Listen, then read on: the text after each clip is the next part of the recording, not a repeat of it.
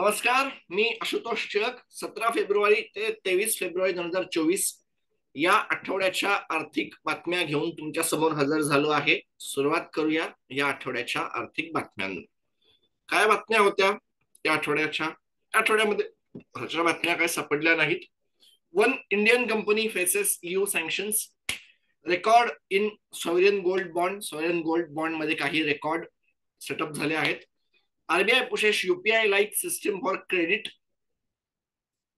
कर्ज वाटण्यामध्ये मोठ्या प्रमाणावर कर्ज वाढवलं नाही, त्यांना कर्ज दिलं, याच्यामध्ये चालू आहे. आरबीआय त्याच्यामध्ये ऍक्शन घेतली, काहींना फिनटेक मध्ये ऍक्शन घेतलं, काही एनबीएफसी ना स्ट्रिक्ट ऍक्शन दाखवल्या, पण आता स्वतः मात्र क्रेडिटच्या साईडला पुश करणं चालू आहे. काय आहे बातमी? ही एक महत्वाची बातमी आहे. Grasim enters into paint business. Asian पेंटचा एक नवीन कॉम्पिटिटर जन्माला आला. त्याची बातमी बघूया. Mis selling health insurance for 55-year-old and more. आरबीआयच्या मिनिट्स जाहीर झाल्या. फेब्रुवारी महिन्याच्या सुरुवातीला जे काय आरबीआयची मीटिंग झाली त्याच्यामध्ये. आणि Paytm UPI business getting transferred for banks including Axis. काय आहे बघण्याची गरज आहे. बघूया पहिल्या बातमीला ठळक. Indian company facing sanctions. 24 फेब्रुवारी 2022 जे युद्ध युक्रेनमध्ये सुरू झालं, त्या युद्धाला जवळपास 2 वर्ष पूर्ण झाली आहेत. रेकॉर्ड करतोय त्यावेळेला 24 फेब्रुवारीला. त्यामुळे युरोपियन युनियननी रशियावरती 13वं पॅकेज सँक्शन्स जे काय आणलंय त्याच्यामध्ये एका भारतीय कंपनीचा समावेश आहे. नेमकी कुठली कंपनी हे जाहीर होऊ शकलं नाही. हे पण एक कारण या आठवड्याच्या बातम्या थोड्याशा लेट आल्या. सँक्शन्स इन्क्लूड ऍक्सेस freeze and travel bans. 106 individuals आणि 88 ऑर्गनायझेशन्सवर. स्वतः व्लादिमीर पुतीन यांच्यावर सँक्शन्स आलेले आहेत. आणि रशियाचे विरोधी पक्षाचे एक मोठे नेते अलेक्सी नवाल्नी यांचा मृत्यू ज्या आर्क्टिक सर्कलच्या तुरुंगात झाला, त्या भागामध्ये मोठ्या जे तिथे चालवणारे अधिकारी होते त्यांच्यावर सँक्शन्स येऊन पडले. परंतु भारतीय कंपन्या, श्रीलंका कंपन्या, सर्बियन कंपन्या, कझाकिस्तान, थायलंड, टर्की, हाँगकाँग, चायनीज कंपन्या यांच्यावर सँक्शनची लिस्ट आली. स्वतः व्लादिमीर पुतीन सँक्शनच्या अंडर आले. हा एक मोठा भाग आहे आणि याचा परिणाम त्या देशाच्या अर्थव्यवस्थेवर जरूर होणार आहे. काळजीची ही एक गोष्ट आहे, हे मान्यच करावं लागेल. काळजी करण्यापेक्षा असं आहे की जगभरामध्ये एखाद्या देशाला मोठ्या प्रमाणात सँक्शन्स लावले जाणं आणि एखाद्या देशाला कम्प्लीट बाहेरचा रस्ता होणं, एका अर्थाने अनटचेबल ते होणं, हा एक मोठा भाग आहे. नेमकी कुठली कंपनी याच्यामध्ये आलेली आहे माहित नाही. एकूणच रशियाची अर्थव्यवस्था आता खूप मोठ्या बर्डनच्या खालती आहे. अधिक काल त्याची ज्या काय लिस्ट होत्या त्या बघायला बऱ्याच मिळाल्या.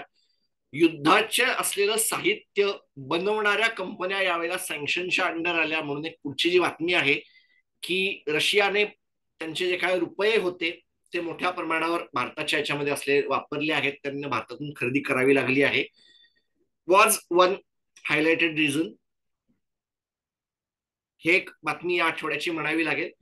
नेमकी कुठली कंपनी झालेली आहे आणि खरंच ती भारत सरकारच्या ऑइल कंपन्यांपैकी एक होती का? कारण त्या काळामध्ये काही काळ रशियाचं तेल भारतामध्ये प्रोसेस होऊन युरोपच्या काही देशांपर्यंत जाणं, असं जे एक प्रोसेस सुरू झाली होती.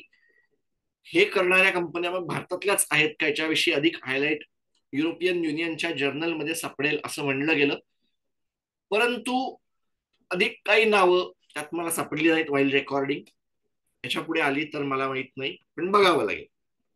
पुढच्या बातमीकडे चालूया. काय होती पुढची बातमी? एक रेकॉर्ड या काळामध्ये दिसलं. Last tranche of 2023-24 sovereign gold bond scheme series 3 open for subscription 18 December 2023 आणि संपली 2023 डिसेंबर 22 मध्ये.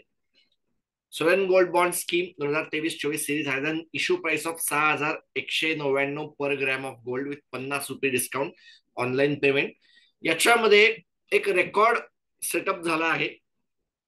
1,21,06,807 युनिट विकले गेले त्याच्या आधीच्या याच्यामध्ये जे रेकॉर्ड होता 1,16,73,960 युनिट विकले गेल्याचा.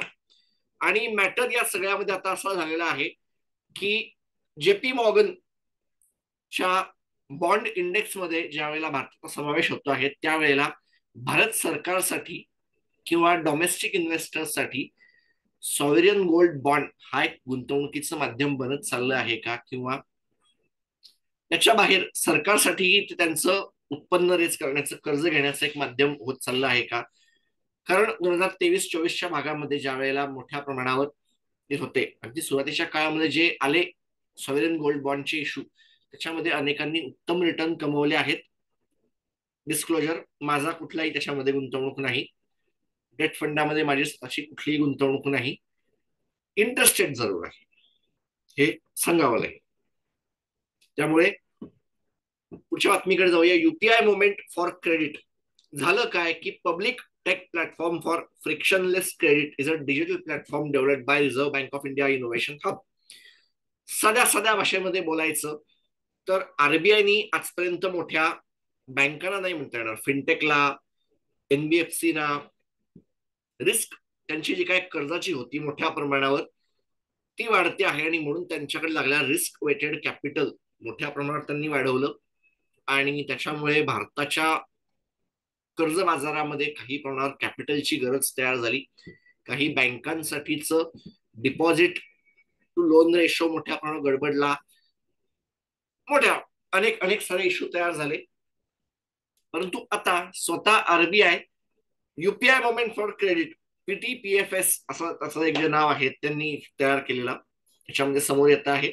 आणि नुसती ऍक्सिस बँकच का, अनेक साऱ्या इतरही बँकांनी याचा वापर केला. हे मुळात नेमकं काय आहे की ज्या वेळेला मी कर्ज घेतो, तुम्ही कर्ज घेता, कुठले शेतकरी कर्ज घेतात किंवा कुणी कर्ज घेतं, नेमकी त्याची इन्फॉर्मेशन काय आहे हे काढून समोर ठेवणाऱ्या बँकांना ते फॅसिलिटेट करण्याचा हा एक मार्ग आहे असं म्हणावं लागेल.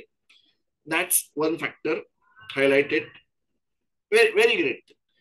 परंतु मॅटर असा तयार होतो की हे त्या वेळेला समोर येत आहे ज्या वेळेला आरबीआय स्वतः अनसिक्युअर्ड क्रेडिट असेल, अनलॉफुल क्रेडिट असेल, याच्या मागे आहे.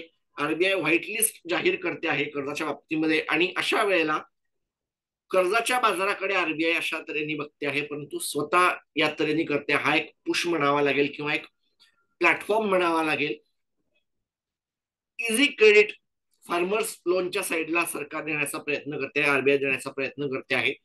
हे एक थोडासा गोंधळात टाकणाऱ्या गोष्टी आहेत असं मला म्हणावं लागेल. पुढच्या बातमीकडे चालूया. एशियन पेंट्सला त्यांचा एक नवीन कॉम्पिटिटर मिळाला आहे. Grasim industries, a flagship company of Aditya Birla group, सिमेंटच्या बिझनेसमध्ये चमत्कार दाखवल्यानंतर एशियन पेंट्सला कम्पीट करण्यासाठी कुमार मंगलम बिर्ला तयार होत आहेत असं मी म्हणेन. Grasim has already successfully piloted the first of its kind painting service in a key metros and introduced a range of imported wood finishes. Grasim aims to become profitable number 2 player, doubling its planned investment to 10,000 crore for paints in 2023. Birla Opus products will be available in Punjab, Haryana, Tamil Nadu by mid-March 2024. By July 2024, they will be available in all towns in India with a population of at least 1 lakh population. कदाचित plan असा आहे की दिवाळीच्या आधी भारतातल्या बहुसंख्य मोठ्या शहरांमध्ये उपलब्ध व्हावं, कारण डेकोरेटिव्ह पेंटच्या सेगमेंटमध्ये इतर कोणीही मोठं दिसत नाहीये. प्रॉफिटेबल नंबर 2 याचा अर्थ डायरेक्ट कॉम्पिटिशन आहे एशियन पेंट्सशी. बर्जर पेंट हा फार मोठा उद्योगधंदा नाही, याचा अर्थ बर्जर पेंटलाही खुजं करून टाकण्याच्या तयारीत बसले आहेत आणि डेकोरेटिव्ह पेंटच यांचा टार्गेट आहे असं दिसत आहे. कारण असं आहे की देशामध्ये जर हाऊसिंगचा बाजार मोठ्या प्रमाणात चालणार असेल, तुम्हाला जर सिमेंट उद्योगामध्ये असलेला बूम दिसत असेल आणि तुमच्या हे जर लक्षात येत असेल की घरांच्या याच्यासाठी, रिअल इस्टेटच्या वाढीसाठी जर सिमेंटचं चालू आहे, तर याचा अर्थ कुठेतरी पेंटची इंडस्ट्री पण मोठी होणार आहे. आणि आदित्य बिर्ला, कुमार मंगलम बिर्ला या उद्योग याच्यामध्ये काय करायचं हे त्यांना माहित आहे, कारण त्यांच्या सिमेंटच्या उद्योगधंद्यामध्ये त्यांनी बऱ्यापैकी सक्सेस मिळवून दाखवली आहे. Is a very good thing for this business. Asian पेंटवर परिणाम नेमका काय होतो हे बघण्याची एक मोठी इंटरेस्टिंग गोष्ट असणार आहे. चलूया पुढच्या बातमीकडे. Health insurance is insurance product हे हायलाइट करण्याची गरज अशी झाली आहे, कारण साध्या भाषेत सांगतो, फारसं काय लिहिलेलं नाही आणि काहीतरी जोक टाईप काहीतरी लिहिलेलं आहे. फोटो दिसतोय. काय झालं झालं असं की आरबीआयने आणि काही प्रमाणात IRDA याच्या बाबतीमध्ये बँक अशुरन्सच्या मॉडेल साठी की असे इन्शुरन्स प्लॅन्स जे बँकेच्या मार्फत विकले जातात त्याच्यावरती थोडस टाईट करायला सुरुवात केली आहे. मॅटर असा झाला, एक स्टोरी समोर आली की एक 55-56 वर्षाचे गृहस्थ FD करायला त्यांच्याकडे गेले आणि त्यांच्या ब्रँच मॅनेजरनी त्यांना सांगितलं की हे तुम्ही जे करतात तुम्हाला फार काय रिटर्न मिळणार नाहीये, त्यापेक्षा तुम्ही हा हेल्थ इन्शुरन्स प्लॅन घ्या, रिटर्न एवढं उत्तम आहे, लॉक इन असं असं आहे. हेल्थ इन्शुरन्सचा प्लॅन त्यांनी FDच्या अगेन्स्ट दाखवला आणि हे गृहस्थ जे FD काढायला गेले होते ते तेवढ्या अमाऊंटची FD न काढता हेल्थ इन्शुरन्सचा प्लॅन घेऊन बाहेर पडले. आणि म्हणून IRDA या बाबतीमध्ये मोठ्या प्रमाणावर स्ट्रिक्ट ऍक्शन घ्यायला तयार होणं आणि या सगळ्या मार्गामध्ये असलेले काटे त्यांच्या हळूहळू लक्षात येणं. आणि याला हे पण हायलाइट करावं लागेल की ज्या वेळेला बीमा सुगम सारखी एक मोठी काय म्हणतात त्याला ऑनलाईन मार्केट प्लेस येत आहे बीमासाठी, त्यावेळेला भारतातल्या अनेकांना health insurance is not a saving product हेही लक्षात न येणं it self is a very problematic thing. बीमा सुगमचं नाव मी काढलं. बीमा सुगम पुढच्या काही दिवसात लॉन्च होईल. त्याच्यामध्ये सरकारने लाईफ इन्शुरन्स, हेल्थ इन्शुरन्स आणि प्रॉपर्टी इन्शुरन्स किंवा ऑटो लोन इन्शुरन्स असा एक जो केलेला आहे थर्ड पार्टी इन्शुरन्स ऑटो, तो हा एक महत्वाचा इश्यू आहे, हे लक्षात घेतलं पाहिजे. अशा सगळ्या सिच्युएशन मध्ये जर हे सांगावं लागत असेल की हेल्थ इन्शुरन्स हा इन्शुरन्स प्रोडक्ट आहे आणि तुम्ही जेव्हा FD करायला जात असता तेव्हा त्याच्यामध्ये तुम्ही हेल्थ इन्शुरन्स एक्सपेक्ट करू शकत नाही, हे सांगण्याची गरज पडावी. आणि त्यासाठी मिस सेलिंगच्या अगेन्स्ट IRDA ला काही पावलं उचलावी लागावी. 55 वर्षापेक्षा जास्तीच्या लोकांचा हा एक प्रॉब्लेम असावा, हे त्याहून काळजी करण्यासारखं गोष्ट आहे. आणि म्हणून देर आहे दुरुस्त आहे असं म्हणून IRDA साठी थोड्याफार टाळ्या मी वाजवणार आहे, परंतु तरी पण काळजी व्यक्त करीन. या बातमीकडे जाऊया. RBIचे मिनिट्स आले आणि अनेकांना असं वाटायला लागलं की आपण नेमके चुकून फेडरल रिझर्व्हचेच मिनिट्स वाचायला बसलो आहोत का. एक वाक्य बोलतो, इन्फ्लेशन महागाई ही मोठ्या प्रमाणावर वाढते आहे, फूड इन्फ्लेशन कुठेही कमी झालेलं नाहीये आणि आम्ही त्यामुळे रेट कटची कुठली घाई करणार नाही आहोत. We are not in a hurry for a rate cut. हे ऐकून काय वाटलं बरं तुम्हाला?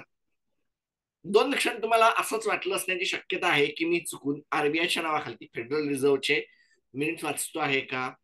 तर अनेकांचं असंच झालं आणि म्हणून RBI फेडरल रिझर्व्ह हे जवळपास एकाच लाईन मध्ये आहेत. हे काहींना थोडं गोंधळाचं वाटलं, काहींना ती काही कॉपी वाटली, पण हे गोष्ट अगदी खरी आहे की जगभर महागाई ही हॉल्टवर आहे, गेलेली नाहीये कुठेही. फूड इन्फ्लेशन मोठ्या प्रमाणावर आहे. जगभरामध्ये चालू असलेली युद्ध ही काळजीचा एक मॅटर तयार झालेली आहेत. हा असणार आहे, हा याच्या पुढचा एक काळजीचा गोष्ट आहे. जिओ पॉलिटिकल इश्यूज कशा प्रमाणात अनफोल्ड होतात, नेमकं कुठे कुठे काय काय गोष्टी घडतात, is now the driving forces for inflation hereafter. चलूया पुढच्या बातमीकडे. नेमकं काय झालं, banks are the winner. RBI versus Paytm, फिनटेकचा पोस्टर बॉय यांच्यावर आरबीआयने ऍक्शन घेतली, त्यांचं पेटीएम पेमेंट्स बँक काढून घेतलं. मग आता युपीआयचा बिझनेस तरी राहणार का, का हे माणसं फक्त चार्जिंग करत राहणार? मग हे कुणाकडे जाईल? यांचा युपीआय बेस्ड बिझनेस जो काय आहे तो बँकांकडे जातो आहे.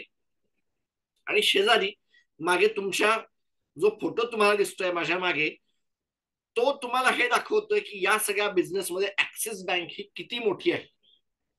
तो अजूनही बराच बराच मोठा चार्ट होता मला, जो एनपीसीआयच्या वेबसाईटवर थर्ड पार्टी युपीआय त्याच्यामध्ये सापडला, तो हायलाइट मी करतो आहे. एनपीसीआय कडे अर्ज पेटीएमने केला आहे थर्ड पार्टी युपीआय साठी, तो मान्य होईल कदाचित. आणि RBI also says that no new users are to be added by the said TPAP until all the existing users are migrated satisfactorily to a new handle. हे लक्षात आलेलं आहे. बँका करतील, कोण असतील, एचडीएफसी बँक असेल, एसबीआय असेल की नाही माहित नाही, पण एसबीआयचं पण काही प्रमाणात लक्ष आहे. एचडीएफसी, ऍक्सिस, आयसीआयसीआय अशा बँकांची बोलणं चालू आहे असं लक्षात येतं आहे. फास्टॅगचा त्यांचा बिझनेस काही प्रमाणात खरेदी केला जाऊ शकतो. वॉलेटचा बिझनेस एचडीएफसी बँक त्यांच्याकडे लक्ष ठेवून आहे अशा बातम्या येत आहेत. नेमकं या सगळ्यामध्ये खरा फायनल विनर कोण असणार आहे हे बघण्याची एक फार इंटरेस्टिंग गोष्ट असणार आहे. 15 मार्च पर्यंतच्या गोष्टी त्यांना मिळाल्या आहेत. खरंच या सगळ्या याच्यामध्ये फायनल आउटपुट काय दिसतं बघण्याची एक गोष्ट आहे. पुढच्या बातमीकडे चलूया. परंतु या सगळ्याच्या आधी काही गोष्टी हायलाइट मला ज्या करायच्या आहेत. नोवेलिसचा आयपीओ येणार आहे, गोष्टी अगदी जरूर आहेत. आणि या सगळ्यामध्ये सुभाषचंद्र यांना सेबीच्या ट्रॅपमध्ये ते अडकले आहेत. आणि फायनली रशियाने त्यांचा भारतीय याच्यामध्ये असलेला मनी गेला. ITC in talks for 47% stake in Pratap snacks. Sovereign gold बॉन्डच्या बाबतीमध्ये आपण ऐकलं. शुगर केन एफआरपी, उसाच्या साठीची एफआरपी वाढलेली आहे असं लक्षात आलं. 340 रुपये पर क्विंटल अशी त्याची एफआरपी येऊन पडलेली आहे. सॉव्हरेन गोल्ड बॉन्डच्या झालेल्या रेकॉर्ड बद्दल आपण ऐकलं. गोल्डमॅन सॅक्स डाऊनग्रेड एसबीआय, आयसीआयसीआय आणि येस बँक. गोल्डमॅन सॅक्सचं असं म्हणणं आहे की ग्रोथ झालेली आहे, काही प्रमाणात एनपीए येऊ शकत आहेत आणि त्यांच्या प्राइस मध्ये बऱ्यापैकी गोष्टी कव्हर झालेल्या आहेत, म्हणून त्यांनी त्याला डाऊनग्रेड केलेला आहे. Russia finally use his money in rupee for defence in Vostro accounts. रशियाच्या बँकांनी भारताच्या बँकांमध्ये वॉस्ट्रो अकाउंट्स ओपन केले होते. त्यातले रुपये आता आम्ही काही प्रश्नासाठी वापरू शकत नाही, कारण भारताचा रुपया हा काय फार मोठं चलन नाही, मोठ्या प्रमाणात वापरलं जाऊ शकत नाही, असं म्हणून इनडायरेक्टली भारताच्या या सगळ्यावर टीका करण्याच्या ज्या काही गोष्टी होत्या त्या रशियाला शेवटी लक्षात आल्या. रशियासारख्या जगातल्या डिफेन्स मार्केटमध्ये मोठा भाग असलेल्या देशाने भारताकडून डिफेन्सची उपकरणं खरेदी करावी आणि त्यासाठी रुपयात पैसे द्यावे, हे कुठेतरी एक मोठं जगभरामधला काही होणाऱ्या बदलांचं एक उदाहरण आहे असं मला म्हणता येईल. जानेवारी इक्विटी म्युच्युअल फंड सॉ 21,781 करोड. आणि या 21,781 करोडचा फायदा असा झाला की जवळपास एवढ्याच अमाऊंट मध्ये ज्यावेळेला एफआयआय विकायला बसले होते इक्विटी मार्केटमध्ये आणि डेट मार्केटमध्ये ज्यावेळेला एफआयआय खरेदी करायला बसले होते, इक्विटी मार्केट बऱ्यापैकी बॅलन्स राहिले होते हे म्हणण्याची एक तयारी, किंवा त्याच्यामध्ये इक्विटी मार्केट्स बऱ्यापैकी बॅलन्स होते ते करायला याच म्युच्युअल फंडांच्या कॅशनी बऱ्यापैकी मदत केली, हे मान्य करावं लागेल. Subhash Chandra in SEBI trap. सुभाषचंद्र गोयल झीचे प्रमोटर यांची केस, जी मी खरं तर नाही घेतली कारण ते मला फायनान्शियल फार मोठं वाटलं नाही. झालं असं की त्यांच्या झी एंटरप्राइज मधून बँकेच्या अकाउंट मधून पैसे काढून घेऊन जाणं आणि नंतर ते असं दाखवणं की आम्ही ते ठेवलं आहे पैसे परत. त्याच्यामध्ये सेबीला असं लक्षात आलं की 2,000 करोड पेक्षा हा फ्रॉड मोठा आहे आणि या फ्रॉडचा आकार 20,000 करोड इतका आहे. आणि त्याच्यामुळे सेबीच्या रडारवर सुभाषचंद्र गोयल परत एकदा येऊन बसले आहेत. झीचा शेअर याच्यामुळे डाऊन बऱ्यापैकी काळ होता. आणि हे नाही तर इतर अनेक साऱ्या गोष्टींमध्ये झीचा शेअर बऱ्यापैकी डाऊन होता, काही काळ अपही गेला होता. कारण मार्केटला असं वाटलं सोनीशी मर्जरचे टॉक्स परत एकदा सुरू झाले आहेत. कॅन्सल करवलं, त्याला डिनाय खंडन करवलं की असं कुठल्याही प्रकारचं बोलणं चालू नाहीये. आणि ह्या आणि अशा इतर काही बातम्या होत्या. अजून उरलेल्या काही छोट्या बातम्या. नोवेलिसचा आयपीओ आला आणि यातून हिंडाल्कोला काही मनात पैसे मिळणार आहेत. हा ओएफएस असणार आहे. नोवेलिसला त्यातून काही पैसे मिळणार नाहीयेत.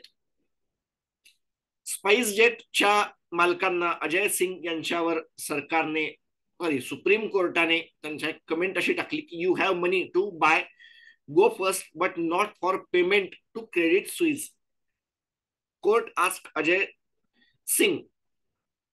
झालं असं की त्या बिचाऱ्या गो फर्स्ट एअरलाइन्सचं जे काय नशीब आहे ते आता हवेत दिसून येतं आहे. लिक्विडेशन कडे त्यांचं नशीब चालू झालेलं आहे. परंतु अजय सिंग यांनी ते खरेदी करण्यासाठी प्रयत्न चालवले होते आणि हे जेव्हा कोर्टाच्या लक्षात आलं तेव्हा त्याच्यामध्ये त्यांनी टाकलेली ही कमेंट होती. इंटरेस्टिंग वाटली म्हणून हायलाइट करतो आहे. बघूया पुढचं बातमी काय होती. सेन्सेक्स 73,142.80 ला या आठवड्यात बंद झाला 815 पॉईंटने जवळपास 1.25% वाढीसह. आणि निफ्टी 50 बंद झाला 22,212.70 140 अंशांच्या वाढीसह. जवळपास 2/3% त्याची वाढ दिसली आपल्याला.